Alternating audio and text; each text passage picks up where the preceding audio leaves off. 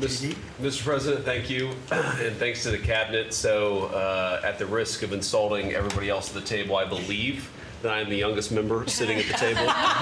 And, it occurred to me that from the time that I was born to the time that Donald J. Trump was inaugurated just a few months ago, we went from, again, 40 years, we went from the world's manufacturing superpower to one in which we depend on the People's Republic of China to make the things that we need.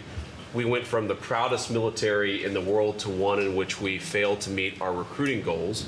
And we went from one in which bipartisan border policy was the consensus of both Democrats and Republicans to one in which we allowed 20 million people to run roughshod illegally over the countryside, causing crime, causing a stress in the welfare system. And again, that happened over the lifetime of the youngest member of the cabinet.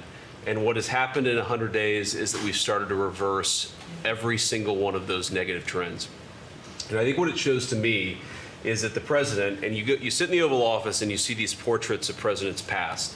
And let's be honest, most of them have been placeholders. They've been people who have allowed their staff to sign executive orders with an auto pen instead of men of action. And the reason the media attacks this administration as chaotic is because the president is solving the problems the American people set about to solve.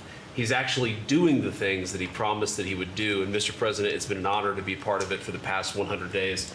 And let me just make one other observation because it's interesting. I've seen the data, I've monitored it, I've looked at it, but the most underreported fact of the first 100 days is that we came in with a massive recruitment shortfall.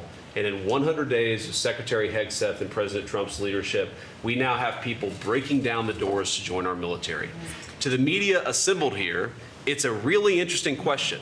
Why has that happened? Completely aside from the fact that I think it's a good thing or I think that President Trump deserves political credit for it, why did we go from a military where people didn't want to serve to now all of a sudden they do want to serve? That's a story you guys should cover, but compared to that, how much time have you instead focused on the fact that we deported an MS-13 gang member with a valid deportation order? And why is it that the press is so focused on the fake BS rather than what's really going on in the country? I think that what we've shown, sir, is that you can do a lot. You can do a lot in 100 days, but you've also unfortunately revealed that too much of the American media hasn't learned the lessons of the past 40 years. Thank you, sir.